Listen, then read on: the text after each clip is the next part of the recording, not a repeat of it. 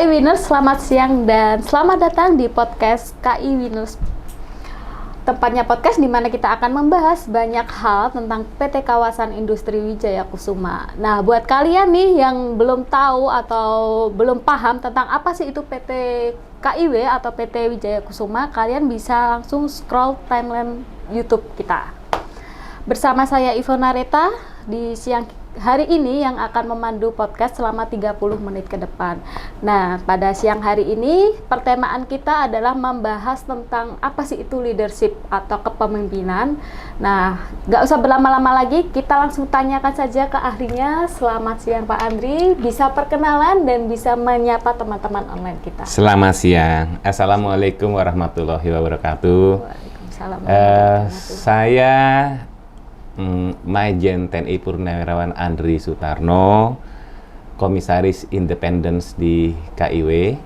Saya pikir KIW sudah kenal siapa saya, karena kurang lebih 3 tahun lah, jalan 3 tahun ini saya sudah bertugas di PT KIW. Oke, baik Pak Andri, salam kenal. Saya Ivona Reta. Pak Andri Tardiwan Utama. Merinding banget saya nih dengar suaranya, dengar namanya Pak Andri. Beliau adalah beliau adalah Dewan Komisaris Independen yang ada di PT KIW. Langsung ya Pak Andri, kita bisa ke materi. Nah, Pak Andri bisa nggak sih dijelaskan tentang apa sih itu leadership atau kepemimpinan menurut Pak Andri? Bisa dikasih tips-tips dan trik yang menarik untuk teman-teman online kita. Ya, pertama-tama begini, karena background saya adalah tentara, kepemimpinan itu sudah tidak asing ya. Tapi sebenarnya kepemimpinan itu bukan hanya milik tentara. Baik. Jadi semua kita itu pasti ada melekat di diri kita masing-masing yang namanya kepemimpinan. Kalau kita perhatikan, coba teman-teman di KIWinners pernah mempunyai pengalaman dulu selama sekolah atau kuliah ya, mulai dari sekolah SD, SMP, SMA pasti pernah mengalami jadi ketua kelas. Iya benar Pak, iya benar. Nah itu kan disitulah kita berpraktek sebagai seorang pemimpin, mimpin teman-teman. Demikian juga pada saat kuliah. Jadi kepemimpinan ini pada dasarnya sebetulnya melekat di diri pribadi kita masing-masing. Jadi entah itu laki-laki atau wanita, perempuan ya, itu ada di kita.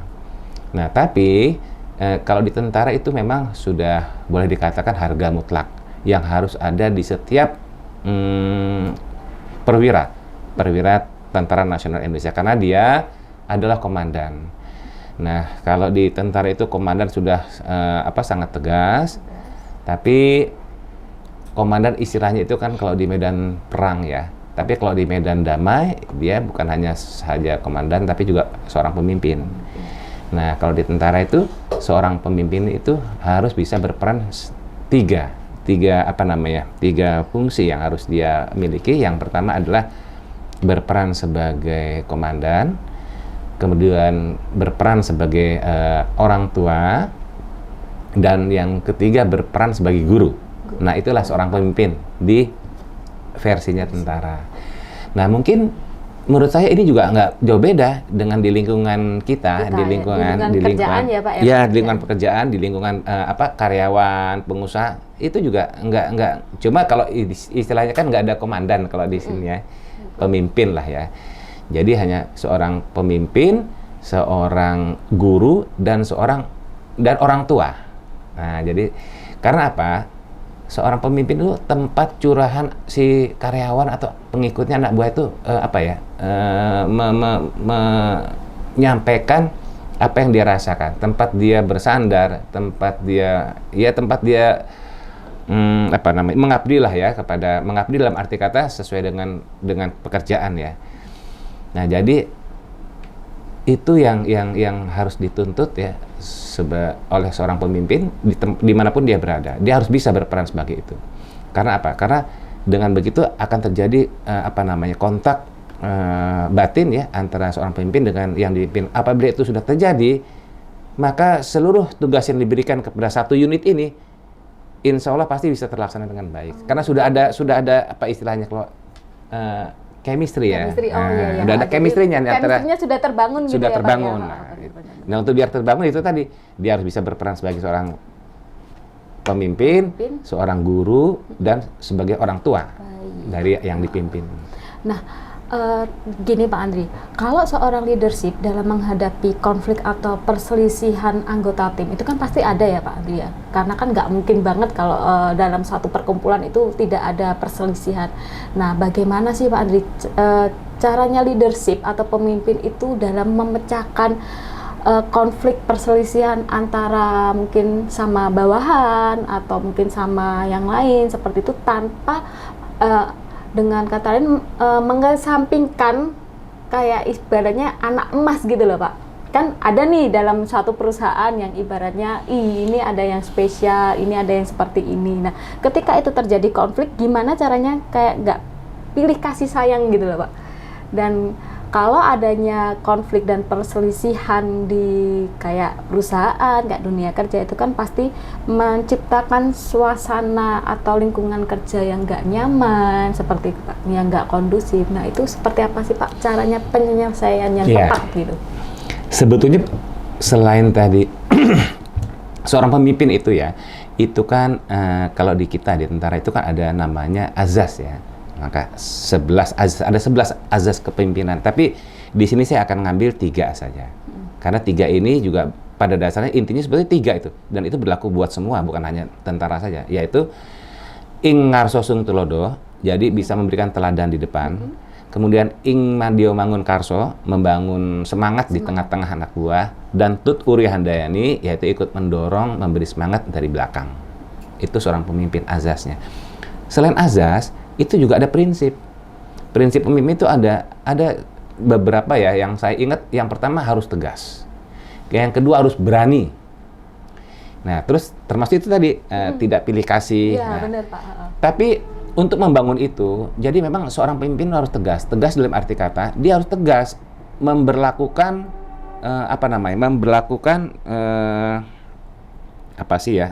kayak misalnya peraturan-peraturan di lingkungannya. Kan ada peraturan-peraturan tuh. Dia harus tegas memberlakukan itu.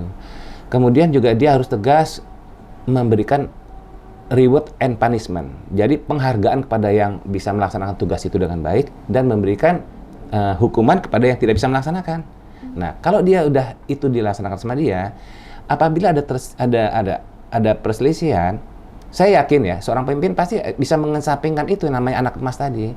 Karena kan kepemimpinan sekarang juga kan harus harus terbuka. Iya, harus. Jadi semua orang tahu. Jadi si A, si B bagus tuh semua orang tahu. Kenapa? Dia kalau bagus, ya dia dapat reward. Ya salah satu contoh misalnya kinerja dia yang bagus dihargai oleh pemimpinan dengan menobatkan dia sebagai bulan ini Ivo adalah karyawan yang terbaik karena dia berhasil menyelesaikan bla bla bla bla bla bla bla. Semua orang tahu itu. Nah, terus misalnya ada juga yang karena dia ada tugas nggak bisa selesai, akhirnya dia dapat punishment-nya, tapi punishment-nya mungkin dia tidak promosikan atau tidak diberikan kelebihan-kelebihan. Orang udah tahu dia, sehingga apabila nanti ada keributan di antara mereka atau ada si pimpinan ini ya dia harus netral, dia harus netral dan dia saya yakin dia nggak bisa memilih pilih kasih dan lain sebagainya karena semua orang tahu. Benar Pak. Semua orang tahu deh. Oh si A ini begini, si B begini, semua orang tahu. Jadi nggak bisa si komandan. Oh yang ini lebih baik. Kenyataannya dia pernah dapat punishment gitu kan. Jadi sebelumnya. Si pemimpin juga nggak akan main seperti itu. Jadi saya bilang memang pertama harus tegas dia menegakkan aturan. Kemudian juga seorang komandan itu kan harus namanya komandan itu tadi prinsip-prinsip yang saya bilang tadi juga dia harus bisa bertindak sebagai sebagai samudra. Samudra itu tempat orang buang apa aja di situ. Kalau kita di laut itu kan orang buang apa aja kan ke laut. Jadi ya. Kalau dalam kehidupan tuh semua orang memberikan unek-unek segala macam ya ke pemimpin gitu loh. Jadi seorang pemimpin tuh harus bisa menerima keluhan dan lain sebagainya bisa. Terus apabila dia ingin menyelesaikan suatu perselisihan tentunya dia mengamati ya si A, si B ini permasalahan apa, amati dulu permasalahannya. Setelah itu tentunya dengan kebijakan seorang pemimpin yang tadi saya bilang dia punya azas, dia punya prinsip, dia pasti bisa menyelesaikan ya. Kalau dia menunjukkan itu, saya yakin nggak ada yang namanya apa, anak emas segala macam, nggak ada ya. Berarti memang harus benar-benar memegang teguh asas-asas yang disampaikan sama Pak Andri tadi ya Pak ya? Iya, itu udah mutlak harus Udah dilaksanakan mutlak, oleh seorang pemimpin. Itulah resikonya saya di seorang pemimpin itu. Pemimpin, ya. Oke, baik Pak Andri. Terus pengalaman terbaik apa sih yang pernah Pak Andri rasakan selama menjadi seorang leadership gitu Pak Andri? Menurut informasi yang saya terima ya Pak Andri ya, Pak Andri kan pernah mendapatkan tanda jasa bintang kehormatan, mohon maaf nih Pak, saya kalau salah pengucapan ya Pak ya, Tiepden dari Kerajaan Kamboja. Oh, Tiepden. Iya, apa Pak? Tiepden. Oh, Tiepden. Nah, itu bisa diceritakan Pak sedikit tentang sebuah penghormatan yang luar biasa tersebut Pak Andri. Oke. Penghargaan itu diberikan pada saat saya bertugas sebagai atas pertahanan di Kamboja. Kamboja itu negara sama seperti kita, dia negara kerajaan, dia negara berkembang tapi bentuk pemerintahannya adalah kerajaan. Tapi dia sama-sama negara berkembang di ASEAN. Dulu pada saat awal-awal kita merdeka, dia lebih hebat loh dari Indonesia. Karena dia pernah membantu kita beras waktu zaman kita susah itu tahun 60-an. Nah, tapi sekarang dia akibat politik ya, dia ada peperangan waktu itu beberapa tahun. Kalau pernah dengar Pol Pot itu ya, rezim Pol Pot. Nah, dia tertinggal jadi sekarang. Nah, tapi sekarang dia sudah mulai bagus. Dia sudah mulai membangun negaranya, termasuk membangun tentaranya. Nah, karena dia dengan Indonesia ini sangat baik hubungannya, dan dia melihat tentara kita ini bagus ya, khususnya Kopassus kita ya. Jadi mereka dan juga tentara-tentara kita nih turut membantu mereka dalam mendamaikan situasi gejolak politik saat itu, perang saat itu. Tentara Indonesia yang berperan banyak untuk membantu mereka. Jadi mereka respect sama kita. Dan kalau tidak salah awalnya tuh awal 90-an mereka minta mereka minta dibentuk atau dilatih Kopassus oleh Kopassus kita. Berarti pemerintahan Kamboja, kerajaan Kamboja minta dilatih Kopassusnya tentaranya Indonesia. Ya. Oh, akhirnya kita latih kurang lebih ada 100 orang lah kita latih, dan itulah menjadi cikal bakal Kopassusnya Kamboja. Nah, jadi itu kalau kita lihat persis kali itu penampilan terus semuanya persis Indonesia. Bahkan di tempat asramanya aja persis ngikutin kita. Nah, setelah itu berhasil, pada saat saya atas pertahanan, mulai mereka melirik nih. Jadi mereka kan belum mempunyai pasukan pengamanan Perdana Menterinya yang bagus. Kalau kita pas Pampres lah ya. Iya, pas Pampres. Nah, sementara dia pada saat ada pertemuan-pertemuan di Bali, dia terkesan dengan pas Pampres kita. Kalau ada pertemuan ASEAN di Bali, ya. Terus dia pendekatan dengan atas pertahanan, minta tolong juga dilatih. Nah, saya waktu itu sebagai atas pertahanan, sebetulnya sudah ada pembicaraan seperti itu. Saya saat itu melanjutkan saja, merealisasikan. Karena itu kan biasa kalau kita ada kemauan kan baru ngomong-ngomong ya, baru omong-omong tapi belum dilaksanakan. Nah, pada saat saya atas pertahanan itu saya laksanakan itu, saya kerjakan itu. Nah, ternyata awalnya itu mereka hanya ngirimkan 60 prajurit aja ke Indonesia. Ke Indonesia ya Pak ya? Ngirimkan prajurit, kita latih di Pas Pampres kita di Bogor. Jadi Pusdik Pas Pampres di Bogor kita latih selama kurang lebih 2 bulan, sebulan atau 2 bulan. Mereka pulang ke Kamboja sudah memiliki bekal keterampilan sebagai seorang prajurit Pas Pampres. Nah, ternyata Perdana Menteri Hun Sen saat itu senang gitu ya, senang, dan mereka juga minta lagi kalau bisa dilatih lagi. Tapi kan kita nggak punya anggaran, ya kan? Mereka ingin dibantu oleh Indonesia. Nah, kita bilang kita nggak punya anggaran. Akhirnya saya sebagai Adhan mengadakan pembicaraan dengan komandan Pas Pampresnya di Kamboja. Terus kita sepakat bagaimana kalau Indonesia mengirimkan pelatih aja ke Kamboja. Nah, nanti pelatihannya di Kamboja, tapi Kamboja juga tolong siapin prasarana latihan seperti di Indonesia. Akhirnya mereka menyiapkan itu dan datang rombongan pertama pelatih kita kurang lebih ada 10 orang datang melatih itu selama kurang lebih 3 3 bulan lah. Dan itu terus setelah gelombang 1 selesai terus gelombang 2 sampai 3.000 orang yang berhasil dilatih. Kamboja 3.000 prajurit dilatih sama Indonesia, Pak. Baik, makanya waktu itu udah terlaksana, makanya saya diberikan penghargaan itu oleh negara Kamboja. Berarti cikal bakalnya seperti itu ya, Pak. Iya. Melatih dari kelompok kecil, terus habis itu langsung kelompok besar ya, Pak. Secara bergelombang. Selama kurang lebih penugasan saya di sana 3 tahun. Jadi berhasil melatih 3.000 prajurit Kamboja. Luar biasa. Jadi nggak usah diragukan lagi ya tentang kepemimpinan Pak Andri ini. Nah, itu tadi kan selama menjabat di TNI ya, Pak ya. Kalau untuk pengalaman kurang lebih 3 tahun jadi komisaris memimpin kawasan industri Wijaya Kusuma ini gimana, Pak Andri? Waduh, itu juga punya pengalaman tersendiri buat saya. Itu saya juga sama saling berkesan. Saya begini, saya tentara. Setelah saya lihat ya, tentara itu kan semuanya sudah ada, aturan sudah ada, fasilitas sudah ada. Kita tinggal kerja aja, tinggal latihan kerja. Kalau di sini, Pak? Nah, walaupun ya penghasilannya udah standar, ya kan? Karena sudah diatur, sudah ada aturan penghasilan standar. Tapi kita nyaman karena semuanya sudah ada. Kita sakit ada rumah sakit. Kita mau sekolah ada disekolahkan. Kita mau jalan-jalan ke luar negeri ada penugasan. Enak, semuanya sudah enak. Nah, setelah saya masuk ke sipil, yang kata orang sipil tuh tentara tuh enak, semuanya serba dilengkapi oleh negara dan lain sebagainya.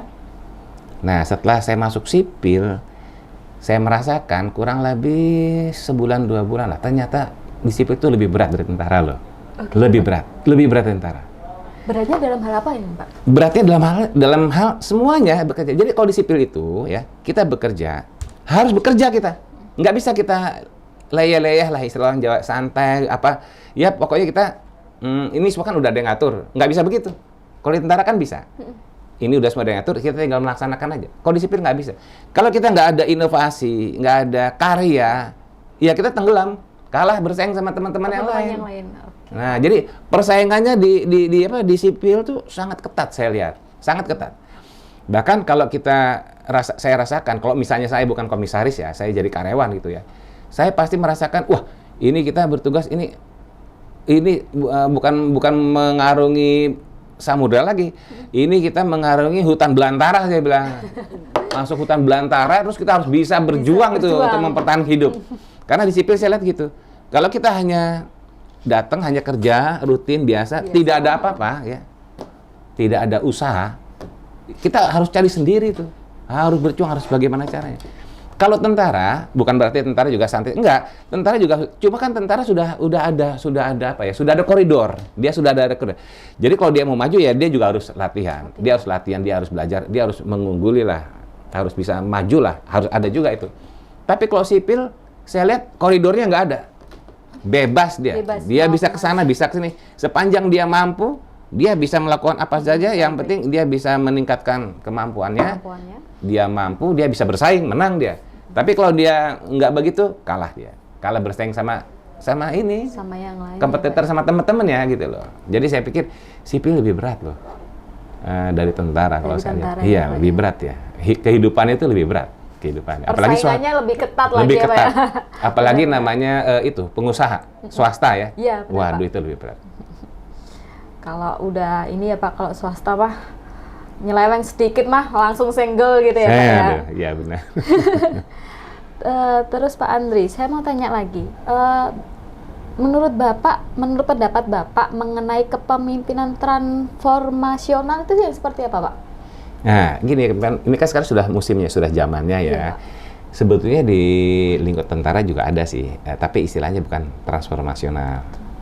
Nah, kalau di kita ini istilahnya kan transformasional. Maksudnya begini, kepemimpinan yang bisa mentransformasikan apa yang dia miliki. Seorang pemimpin ya, seorang pemimpin kan pasti punya kelebihan, punya ilmu dan lain sebagainya.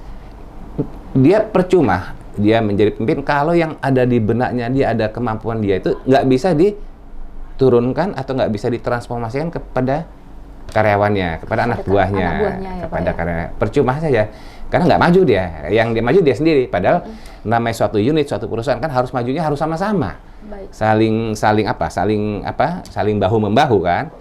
Jadi yang disebut dengan transformasional tuh dia harus bisa mentransformasikan semua yang ada di dia nih kepada si anak buah, sehingga anak buahnya bisa ikut maju ya, ikut memiliki kemampuan mirip seperti yang pemimpinnya. Nah, dengan demikian mereka bisa sama-sama bergerak maju dalam melaksanakan tantangan atau menghadapi tugas-tugas yang dihadapi. Karena dia memiliki kemampuan yang sama. Nah, itulah yang disebut kepemimpinan transformasional. Baik. Lalu nih Pak Andri, saran untuk calon-calon pemimpin selanjutnya di KIW atau dimanapun ya Pak, karena kan zaman ini semakin maju ya.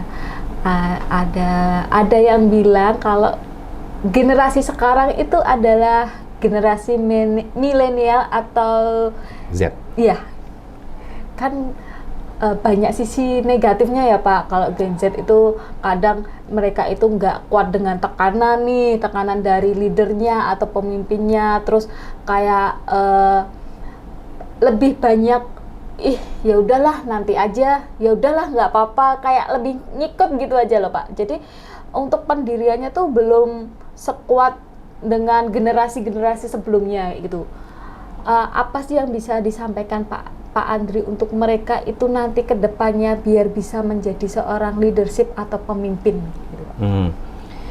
Sebetulnya ya generasi milenial ini atau yang disebut generasi Z ini ya, itu sebetulnya dia lebih loh dari generasi-generasi sebelumnya. Mempunyai kelebihan, kemampuan dari segi kemampuan ya, dia lebih. Kalau dari segi teknologi mungkin Pak ya? Iya, dari segi kemampuan teknologi dia lebih. Kenapa dia ada terkesan dia kurang kuat, tekanan dan lain sebagainya? Karena memang mereka pada saat mereka lahir ya sampai dengan mereka besar, semuanya kan relatif lebih ada dibandingkan dengan kita generasi kolonial ini kan. Iya benar. Zaman kita ini kan dulu ya jangan boro-boro HP ya, boro-boro HP. Semua aja ini nggak ada ya, komputer nggak ada. Kita pakai mesin tik ya. Kemudian kalau kemana-mana kita kalau nggak naik bus, naik angkutan umum, nggak ada Grab, nggak ada ojek online, nggak ada. Kalau sekarang kan semua sudah lengkap. Itulah yang membuat mungkin mereka agak merasa apa sih orang sekarang bilang sekarang mager atau apa ya, malas gerak lah, udah nyaman, udah ternyaman, jadi ya udah begitu aja. Karena memang mereka kurang mendapat tekanan. Nah, jadi pesan saya sama generasi ya, khususnya Q-Winners nih yang masih muda-muda, milenial ya. Kemampuan Anda semua saya lihat udah hebat, udah mumpuni. Saya lihat, saya belajar dari anak saya sendiri lah ya. Sama lah rata-rata anak saya umurnya sama mungkin ya. Dia kenapa saya bilang hebat? Karena kalau saya nih, kalau misalnya mengerjakan sesuatu pasti kan fokus. Iya. Atau kalau misalnya karena saya udah ada dapat pendidikan dan lain sebagainya, saya bisa mengerjakan 2 lah. Saya misalnya sambil ngetik, saya dengar lagu. Iya kan? 2 tuh. 2. Ya. Kalau anak sekarang mungkin bisa 3 apa 4 bisa ngerjain. Saya ngeliat anak saya itu loh. Dia lagi ngetik. Ya kan? Dengar lagu. Terus sama diketok pintunya. Sama ibunya tok bisa jawab. Nah, coba bayangin aja, udah lagi ngetik, dengar lagu, bisa jawab. Bisa jawab. Ditanya juga bisa jawab, diketok itu ya bisa jawab itu. Ya kan itu berapa kegiatan di sini nih yang terjadi. Belum lagi nanti dia sambil makan. Ngetik, dengar lagu sambil makan, iya. dipanggil ditanya bisa jawab. Nah, iya, benar, jadi Pak. itu hebat ya. Itu yang contoh yang sederhana tadi. Saya yakin Q-Winners nih ya, teman-teman adik-adik itu lebih sama lah, lebih hebat dah kemampuannya dari kita ini. Hanya memang karena situasi ya yang sudah memang situasi seperti itu semua sudah ada, memang agak kita kurang tertantang.